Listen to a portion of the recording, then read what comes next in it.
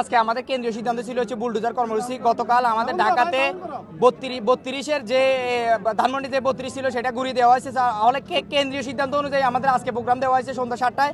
তো আমরা বিপ্লবী ছাত্র জনতা ফেনী জেলা বৈষম্য বিরোধী ছাত্র আন্দোলনের সকল বিপ্লবী সহযোদ্ধা আহত ভাইরা আজকে এই কর্মসূচি পালনের উদ্দেশ্যে ফেনীর প্রিয় অভিভাবক যে আমি দোসরের পুনর্জন্ম করেছিল ফেনীতে, তার বাড়িতে হামলা করেছে এবং পোলাপানে তাদের বিভিন্ন লাঠিসোঁটা নিয়ে আমাদের বিপ্লবী ভাইরা আজকে এখানে অবস্থান কর্মসূচি পালন করছে।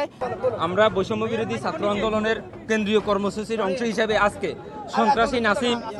সন্ত্রাসী নাসিমের নেতৃত্বে যে ছাত্র জনতার উপরে 5 জুলাই যে 5 আগস্ট যে গুলি চালিয়েছে, ওই 4 আগস্ট যে গুলি চালিয়েছে ওই গুলিকে কেন্দ্র করে আমরা সন্ত্রাসী নাসিমের যে প্রেতাত্মারা আছে বাংলাদেশে, ওই প্রেতাত্মাদের কবর রচিতের জন্য এই ঘোষণা আমরা কেন্দ্রীয়ভাবে পালন করতেছি এবং তাদের বাড়িঘর ভাঙচুরের কর্মসূচি আমরা পালন করতেছি। ধন্যবাদ আপনাদেরকে। কেন্দ্রীয় কর্মসূচি ছিল কালকে ঢাকা 32 নম্বরে, সে অনুযায়ী আজকে আমাদের প্রোগ্রাম দিয়ে আমরা ফেনীতে কালকে রাত 12টা বাজে সবাই সমকর্মে এখন আমাদের আজকে নাসিমের বাড়ি পর্যন্ত আসা হয়েছে। এখান থেকে আমাদের কোনো প্রোগ্রাম আর নাই। এরপরে আমাদের কেন্দ্র থেকে আরও যদি পূর্বকরণ ঘোষিত হয় তাহলে আমরা সেই প্রোগ্রাম বাস্তবায়ন করব।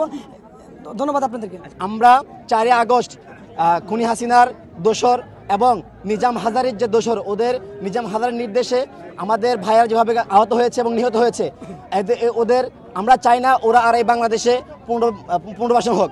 সো আমরা ওদেরকে রুখে দিতে ইনশাল্লাহ এই জুলাই আগস্টের বিপ্লবী ছাত্ররা এখনও জাগ্রত আছে, আগামীতেও জাগ্রত থাকবে।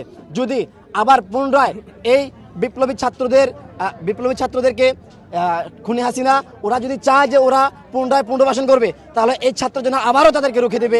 এই জন্য আছে এই কর্মসূচি। ধন্যবাদ সবাইকে।